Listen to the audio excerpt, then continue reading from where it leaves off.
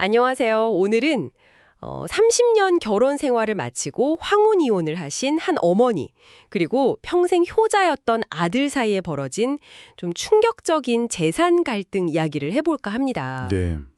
저희가 받은 사연, 황혼 이혼, 효자 아들의 충격적 변심, 이걸 바탕으로 여러 자료들을 좀 살펴봤는데요. 이 갑작스러운 변화 뒤에 뭐가 있는지, 또 이게 우리 사회에 어떤 모습을 보여주는지 좀 깊이 들어가 보려고 합니다. 듣고 계신 당신은 이 상황 어떻게 받아들이실지 궁금하네요. 네, 이게 뭐랄까 단순히 한 가족만의 얘기는 아닌 것 같아요. 황혼기 부모님하고 이제 다 큰 성인 자녀들 사이에서 생길 수 있는 특히 그 재정 문제, 심리적인 관계 변화 이런 것들이 복잡하게 얽힌 사례거든요. 그렇죠. 저희가 찾아본 여러 자료들에서도 좀 비슷한 갈등 패턴들이 보이더라고요.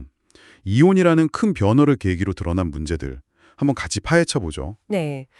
일단 사연의 주인공 김 씨 어머님이신데요. 58세시고 30년 결혼 생활 정리하고 작년에 이혼하셨어요. 네. 그러면서 집안 채랑 예금 한 3억 원 정도 이렇게 재산을 나누셨고요.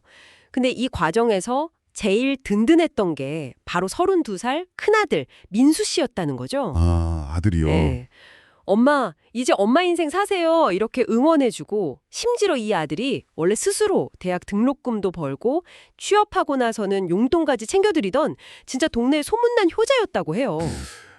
정말 듬직한 아들이었네요, 원래는. 그랬던 거죠. 그런데 이혼하고 딱 6개월 만에 이 상황이 완전히 뒤집힙니다. 와, 6개월 만에요? 네, 아들 민수 씨가 갑자기 결혼 자금으로 1억 5천만 원을 달라고 요구하는 거예요. 1억 5천이요? 갑자기? 네. 김 씨 어머니 입장에서는 갑자기 너무 큰 금액이니까 현실적으로 한 5천만 원 정도를 생각하셨대요. 그랬더니 아들 태도가 180도 변해버린 거죠. 어떻게 변했는데요? 막 소리를 지르면서 아니 엄마가 받은 돈이 얼만데 고작 5천이에요? 그거 아버지한테 받은 돈 아니에요? 그럼 원래 우리 가족 돈이잖아요. 이러면서. 가족 돈이다. 네. 와, 심지어는 네 돈 다 내놔. 어차피 나중에 내가 상속받을 돈이잖아. 이렇게 협박까지 했다는 거예요. 상속받을 돈이라는 말까지 나왔군요. 네. 이 참 여러 연구에서 지적하는 그런 관계의 변곡점 같은 건데 정말 충격적이네요. 그 효자가 어떻게? 네, 정말 믿을 수가 없는 변화잖아요. 평생 그렇게 효자였던 아들이 어떻게 이렇게까지 됐을까? 여기에 좀 숨겨진 사정이 있었던 거죠. 맞습니다. 그게 핵심인데 이 아들 민수 씨가 사실은 2년 전부터 숨겨온 빚이 있었던 거예요. 빚이요. 네. 주식이랑 코인 투자 실패로 한 8천만 원 정도 빚이 있었고 매달 나가는 이자만 200만 원이었다고 합니다. 이자만 200. 네. 근데 이제 결혼을 앞두고 있었잖아요. 그러니까 이 사실을 어떻게든 숨기고 싶었고 재정적 압박은 점점 심해지는데 딱 그때 어머니가 재산을 분할받았다는 소식을 들은 거죠. 타이밍이 그렇게 됐군요. 그렇죠. 이걸 약간 자신의 문제 해결 수단으로 본 것 같아요. 근데 더 놀라운 건 이 사연에 따르면요. 민수 씨가 어머니 이혼하기 전부터 아버지를 따로 만났다는 거예요. 네, 이혼 전부터요? 네. 만나서 어머니가 재산 분할을 얼마나 받을지 가늠해보고 뭐 엄마 나이에 그 돈으로 뭐 하겠어요? 차라리 나한테 주시는 게 낫죠. 이런 식의 이야기까지 했다는 겁니다. 와, 이건 좀 계획적이었다고 볼 수도 있겠는데요. 네, 그런 측면이 좀 보이는 거죠. 상당히 좀 가슴 아픈 대목입니다. 정말 그러네요. 전문가들은 이런 현상을 어떻게 보나요? 이게 단순히 그냥 돈 문제, 빚 문제만은 아닌 것 같은데요. 맞아요.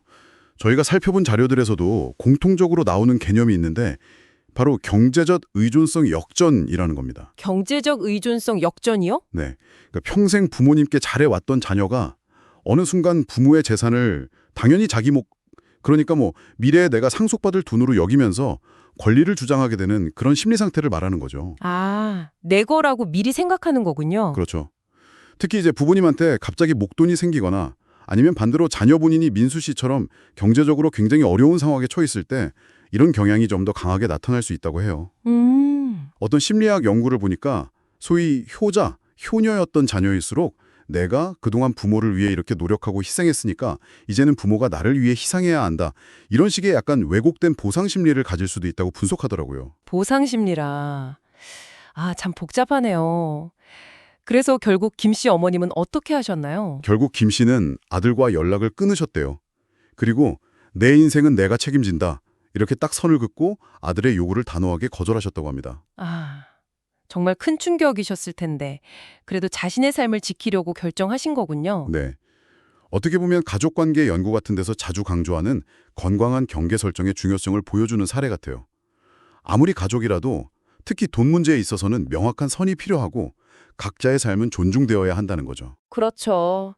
가족이니까 더 명확해야 할 때도 있는 것 같아요. 이걸 들으시는 당신이라면 어떤 선택을 했을지 그것도 한번 생각해 보게 되네요. 네, 김 씨 어머님의 그 단호한 대처는 시사하는 바가 큽니다. 이 이야기는 사실 부모 세대의 노후 준비 문제하고 또 자녀 세대의 경제적 자립 문제, 이 두 가지가 충돌하는 우리 현대 사회가 안고 있는 과제를 아주 잘 보여주는 예시라고 생각해요. 네. 이걸 단순히 효자 아들이 배신했다 이렇게만 볼 게 아니라 좀 더 크게 와서 변화하는 가족관계 속에서 또 재산에 대한 인식이 달라지면서 생기는 어떤 구조적인 문제로 접근할 필요가 있다는 거죠. 구조적인 문제라는 말씀 중요하네요. 네. 그래서 여기서 한 걸음만 더 들어가서 생각해 볼 질문을 좀 던져보고 싶어요. 네, 어떤 질문일까요? 민수 씨 개인의 그 재정적인 위기, 물론 그게 큰 원인이었겠지만요. 혹시 그 외에 예를 들면 요즘 결혼 비용에 대한 사회적인 압박이 너무 심하다거나 아니면 알게 모르게 부모 돈은 뭐 결국 내 돈이지 하는 그런 잘못된 인식이 우리 사회 전반에 좀 퍼져 있다면 그런 것들이 이런 갈등을 얼마나 더 심화시키고 부추기는 걸까? 이런 부분도 한번 생각해 볼 필요가 있지 않을까요? 아, 개인의 문제를 넘어서 사회적인 분위기까지 같이 봐야 한다. 이 말씀이시군요. 네, 그렇습니다. 단순히 개인의 일탈로만 치부하기에는 좀 더 복합적인 요인들이 작용하고 있을 수 있다는 거죠. 한번 곱씹어 볼 만한 지점인 것 같습니다. 네, 오늘 저희는 보내주신 사연과 또 관련 자료들을 토대로 황혼 이혼 후에 벌어진 좀 안타까운 가족 갈등의 이면을 깊이 있게 들여다봤습니다. 이 이야기가 당신께 어쩌면 관계, 또 돈, 그리고 독립적인 삶에 대해서 다시 한번 생각해보는 계기가 되었기를 바랍니다.